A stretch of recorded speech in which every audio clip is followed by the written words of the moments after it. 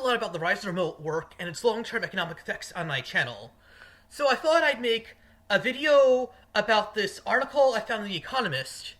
It's talking about how remote work is going to lead to a reversal of physical international migration because people can now take their jobs with them back to their home countries, and in a lot of cases, their home countries have lower taxes to begin with. So this is also touching on the rise of international tax migration, which I talked about in earlier videos. Okay, so here's the article. How the pandemic reversed old migration patterns in Europe. Many Eastern Europeans have left the West and gone home.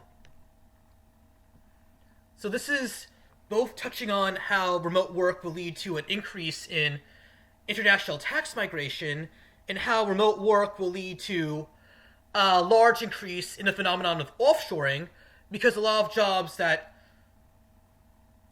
had to be done in one physical location are now fully remote and are therefore newly offshoreable. And this article's talking about the implications of these new developments.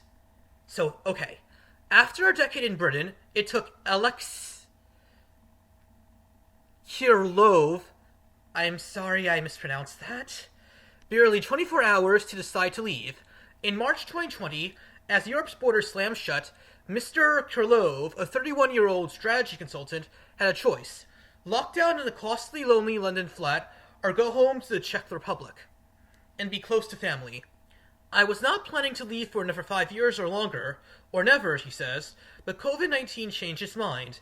Nearly a year on, he has set up a shop in his homeland. A temporary return has become permanent. Now I'm back, I think why I didn't move back sooner.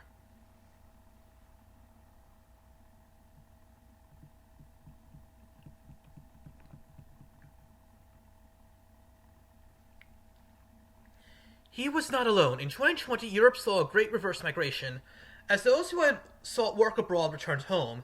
Exact numbers are hard to come by. An estimated 1.3 Romanians went back to Romania, equivalent to 3 times the population of its second biggest city. Perhaps 500,000 Bulgarians returned to Bulgaria, a huge number for a country of 7 million.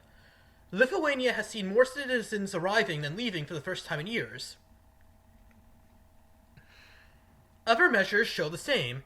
In Warsaw, dating apps brim with returning Poles looking for socially undistanced fun. Politicians in Eastern Europe had long complained of a brain drain as their brightest left in search of higher wages in the West. Now, the pandemic, a shifting economy, and changing work patterns are bringing many of them back. A brain gain has begun.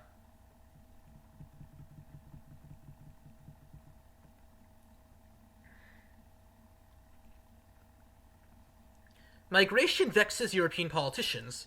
Freedom of movement, the ability to move to any country in the EU, is among the most popular benefits of belonging to the club.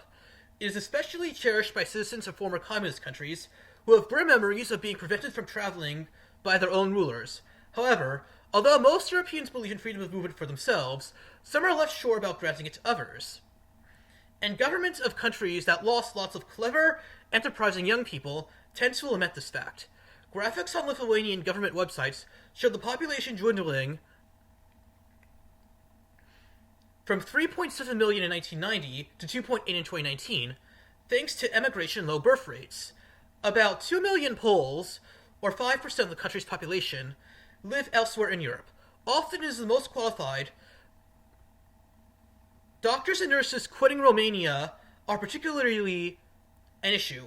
Migration creates a clash of interest between individuals who want to better their own lot and governments who would often prefer them to stick around and pay taxes. Ivan Krostev, a Bulgarian writer, observes that it is easier to go to Germany than to make Bulgaria function like Germany, and so people do.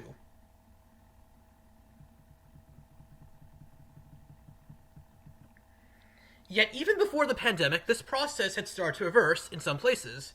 Emigrants from the Baltic states have been heading back, having earned a nest egg or picked up useful skills in Western Europe. Homeward-bound Estonians outstripped leaving Estonians since 2017. A government program to help returning Lithuanians had 215 consultants in 2015. This ballooned to nearly 9,000 in 2019. Because the Baltic countries have been so economically successful recently, they're now developed countries, So the wage gap between them and Western Europe is a lot smaller, so that's partly what's enticing a lot of former migrants to come back home. Similar tales can be heard in bigger countries. In 2018, the number of Poles abroad started to fall for the first time in nearly a decade, and has steadily declined ever since, according to Polish Economic Institute, a think tank. Dedicated schemes ranging from glossy propaganda about life in the Baltics to free Polish lessons for children born abroad are common.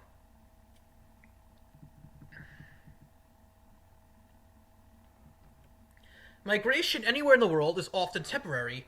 In Europe, several factors are pushing and pulling people homewards. Liam Padziri of the Migration Policy Institute Europe, a think tank, notes that the economic gap between East and West is closing. Yeah, that's what I was just talking about. Labor markets in Eastern Europe are hot. Before the pandemic, the unemployment rate in the Czech Republic was about 2%, the lowest in the bloc, down from almost 9% when it joined in 2004. Wage gaps, though still large, are falling. In 2010, a Romanian who moved to Italy could expect to earn 5 times more. In 2019, only 3 times. For the highly skilled, the gap is narrower still. Throw in perks such as Romanian software developers being exempt from income tax. Yeah, that's international tax competition. And a job in Bucharest can trump one in Brussels. Remote working alters the calculation too.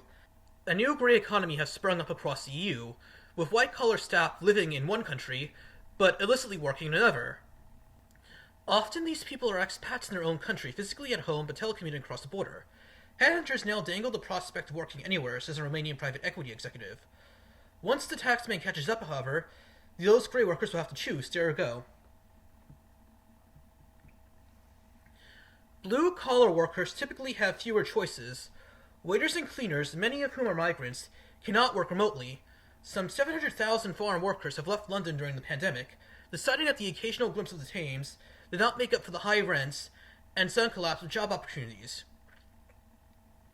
For the white-collar workers, the link between opportunity and location could be drastically weakened, spelling another shift in migration patterns. Greece, which saw phalanxes of youngsters leave during its bailouts, is eager to attract them back. If the sun is not tempting enough, the tax breaks help.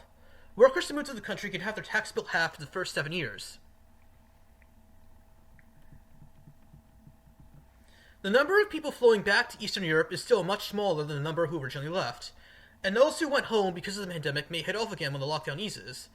About 2/3 of Bulgarians who returned plan to migrate again, according to the European Council on Foreign Relations, a think tank. In the long run, even as wage gaps close, some people will always seek adventure in foreign lands. Open borders in Europe allow people to choose where to live, which inevitably means that less attractive places will lose population. But nothing remains the same. Countries can grow more appealing, and people can change their minds quite suddenly about where they want to live, asked Mr. Krylov.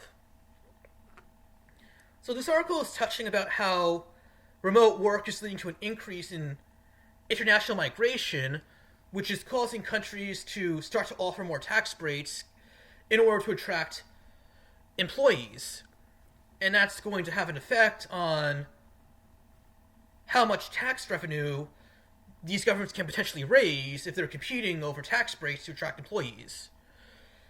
So this article touches on several interesting things, like how remote work is causing a reversal of migration in Europe.